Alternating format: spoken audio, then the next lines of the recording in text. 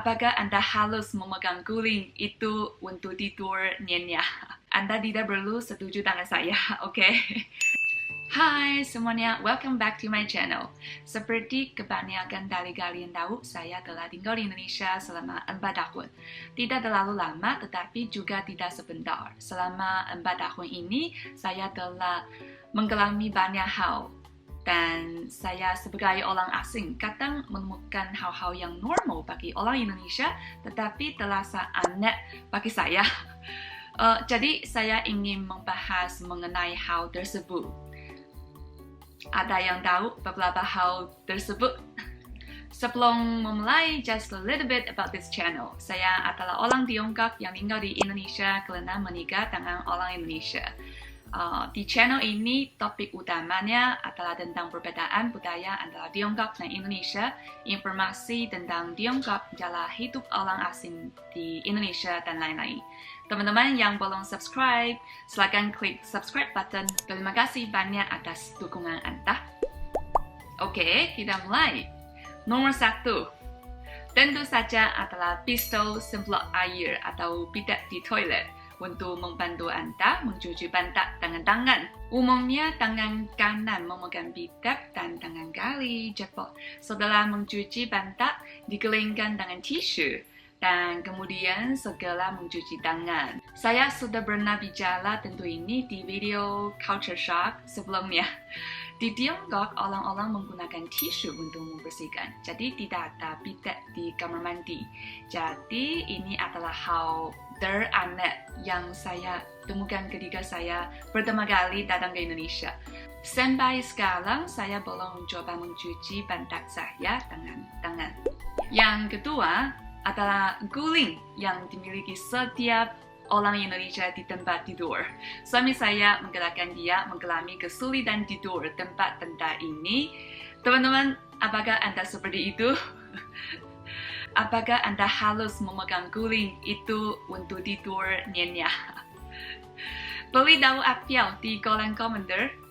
Di Tiongkok, apabila Anda ingin tidur dengan sesuatu di langkah Anda, hal yang bisa dipeluk mungkin adalah boneka. Ya. Nomor 3 adalah makan dengan tangan. Tidak hanya makan batang, saya melihat ada banyak orang makan nasi utuh dengan tangan juga. Akan tetapi dari yang saya perhatikan, untuk mie tetap dimakan dengan sendok garpu. Saya belum pernah melihat ada orang Indonesia yang makan mie dengan tangan mereka. Apakah mungkin makan nasi ala Indonesia dengan tangan, ya. Tapi mertua saya sepertinya tidak pernah menggunakan tangan mereka. Suami saya menggunakan semuanya, sumpi, tangan, pisau, garpu, dan lain-lain. Dan saya sekarang seperti suami saya, sumpi, pisau, dan garpu, dan tangan, semua digunakan. Di Tiongkok, saya tahu bahwa Yunnan, Xinjiang, Neimenggu, dan lain-lain juga melakukan hal yang sama, tetapi jarang terjadi. Dan di Tiongkok, umumnya orang makan pakai sumpi. Ya. Number 4, untuk topik makanan, di Indonesia ada kebiasaan di mana kita harus menghabiskan makanan. Baik itu makanan di piring kita sendiri, ataupun makanan yang ada di atas meja. Walaupun kita sudah kenyang. Ini aneh bagi orang Tiongkok, karena di sana kita hanya perlu menghabiskan makanan di mangkok kita sendiri. Sedangkan untuk makanan yang sharing, apabila kita sudah kenyang dan masih ada sisa, tidak perlu memaksakan diri untuk menghabiskannya. Jadi setiap kali saya melihat suami saya yang sudah kenyang banget dan dia masih terus makan, mau habis makanannya, saya pikir dia sangat menyedihkan. Why you have to punish yourself like this? Why you have to push yourself like this? Number 5, selain itu, ketika saya sedang di jalan, saya seringkali melihat ada mobil yang dilinki oleh sepeda motor polisi dengan selimut yang menyala dan membukakan jalannya. Mobil ini kemudian akan menyapli mobil lain dan mobil lain harus memberi jalan kepadanya. Jika hal ini terjadi di Tiongkok, pasti akan ada orang yang mengambil gambar nomor plat dan melaporkannya secara langsung ke pemerintah. Pemilik mobil ini mungkin langsung akan mendapatkan masalah dengan pemerintah. Number 6, mengenai jalanan juga, saya sering melihat ada Pak Oka yang suka membantu orang di jalanan dan meminta uang. Tapi sepertinya mereka malah membuat jalanan menjadi semakin macet. Ya. Apa mungkin karena fasilitas lalu lintasnya tidak sempurna atau lampu lalu lintas tidak berfungsi dengan baik? Jadi butuh bantuan Pak Oka? I don't know. Profesi ini sama sekali tidak ada di Tiongkok. Ya. Number 7, hal lainnya yang saya temukan sangat tidak wajar adalah duduk di lantai. Di bandara, di taman, di jalan, di mana-mana. Saya sangat sering memerlukan orang Indonesia yang sedang menunggu akan duduk di lantai.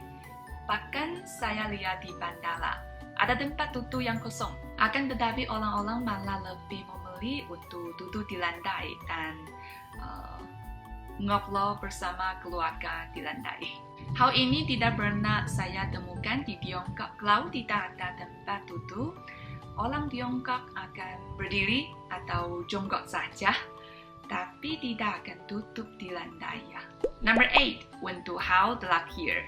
Karena kebelakangan ini saya sedang hunting sekolah untuk anak saya ngobrol dengan beberapa teman mengenai hal ini. Yang saya temukan adalah di Indonesia ada banyak orang yang menganggap pendidikan sebagai hal yang penting. Akan tetapi tidak sepenting itu juga. Saya mengatakan ini secara umum. Tentu saja ada banyak juga orang yang sangat menganggap pendidikan itu sangat penting.